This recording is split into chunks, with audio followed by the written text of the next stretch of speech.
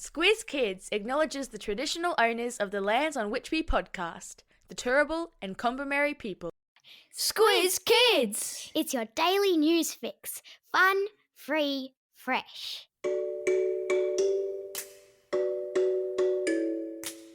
Hello and welcome to Squiz Kids Today, your fresh take on what's happening in the world around you. I'm Bryce Corbett. It's Monday, October 21. In Squiz Kids Today, royal fever ripples through Australia. Paris's underground skeleton caves. Aussies bow out in T20 and de-extincting the Tassie tiger. That's what's making news, kids style. The Lowdown. Royal fever has taken hold of Australia as a king and queen from a faraway land walked the streets of Sydney yesterday and prepare to visit the nation's capital today. Crowds of enthusiastic crown lovers turned out on a sunny Sydney day yesterday to see King Charles III and his wife Queen Camilla, who are on a brief visit to Australia, which is part of something called the Commonwealth. The Commonwealth is a group of 56 countries scattered around the world, which were once under British rule.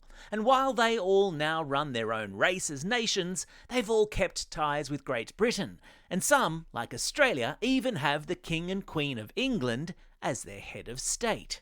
Which is why King Charles III's head is on the back of our coins. You know what coins are, right? That's the money your parents very rarely sometimes use when they're not using their phone or credit card. Yesterday, Charles and Camilla attended a church service before visiting New South Wales State Parliament and then meeting with their representative here on the ground in Australia, the Governor-General, Sam Mostyn.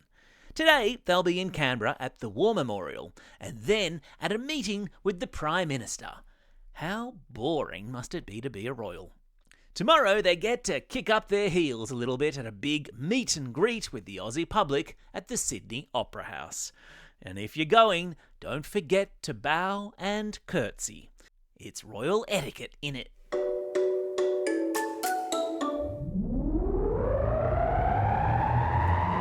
Spin the globe. Each day we give the world globe a spin, a news story from wherever it stops. And today we've landed in Paris, in France, in an underground tunnel system filled with skeletons. Ugh. They're called the catacombs, and if you've ever been lucky enough to visit Paris, you might have visited them. They're one of the most popular tourist attractions in the city.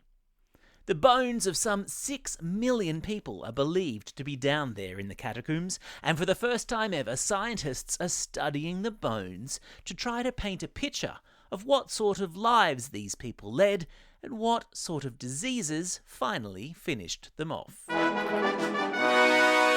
Aha! It's the classroom companion Clarion, letting us know that Christy, our fully qualified primary school teacher, has prepared an excellent Halloween-themed worksheet tied to this story, exploring similes and metaphors. Her worksheet also touches on the next story in the podcast, encouraging classroom discussion about bringing extinct animals back to life.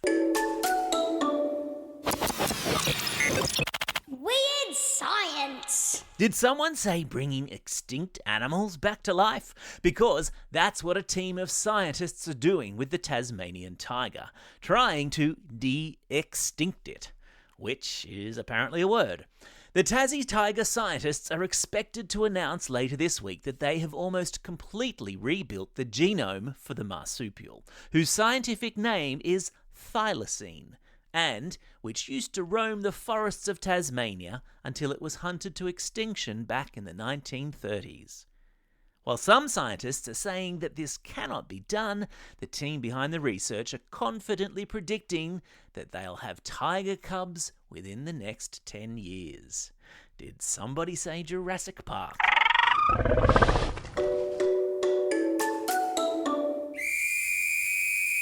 Sport time. Look, there were times back in the day when my soccer team would lose, again, and my dad would say, "This is probably a loss you needed to have."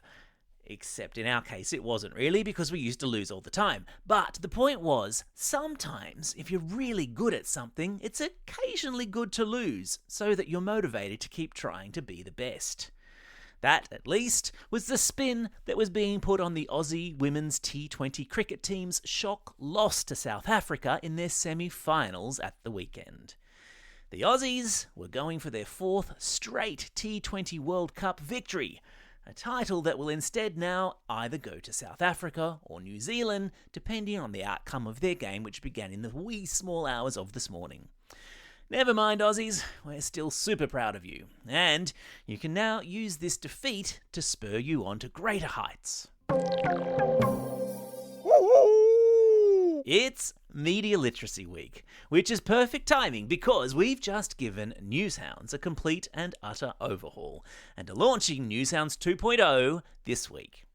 Now, unless you've been living under a rock, you'd know that Newshounds is Squiz Kids' very own free media literacy classroom resource for primary school kids, teaching them how to spot misinformation and fake news when they come across it online.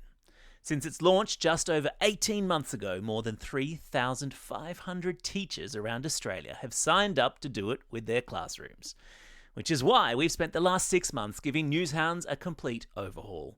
A new user interface, a new virtual game board for Squizzy, and new episodes on AI-generated content, all conceived with the help of our teacher Brains Trust. So, don't just sit there, jump onto the new Squiz Kids website, squizkids.com.au, and get involved already. Because we owe kids the truth. Time for the quiz.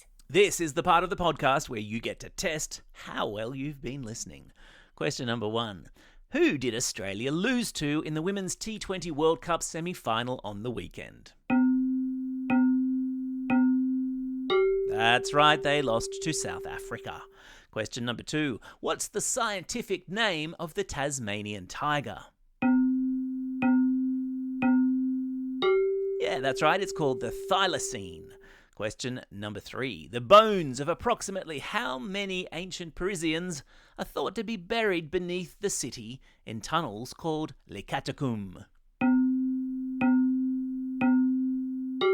Did you say 6 million? Well done to you.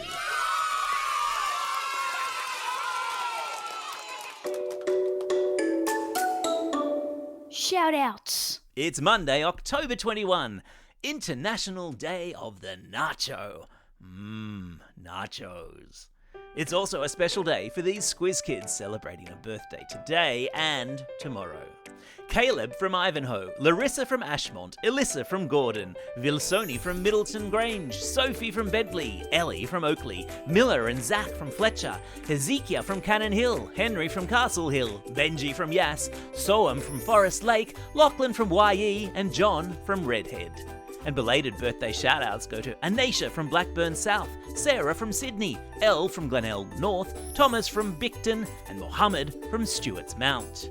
And classroom shout-outs today go to Class 2G with Mr Hudson at Salisbury Heights Primary School, Class 2D with Mr Smith at Thornton Public School, Koala Room with Zoe, Mel, Cindy and Zach at Midson Road Childcare Centre in Epping, Class 3 Blue with Miss Galvin at St Aidan's Primary School in Rooty Hill, and Class S3 Laurelton with Miss Wong at Guildford West Public School. Don't forget, if you've got a birthday coming up and you want a shout-out, or if you're after a classroom shout-out, drop us a line at squizkids@thesquiz.com.au or fill out the form on our website. Well, that's all we have time for. Thanks for listening to Squiz Kids today. We'll be back again tomorrow with a brand new Squiz Kids shortcut on the United Nations. What it is, why it is, and what it does. And remember, it comes complete with excellent classroom worksheets. So, don't just sit there. Be sure to be listening tomorrow. In the meantime, get out there and have a most excellent day. Over and out.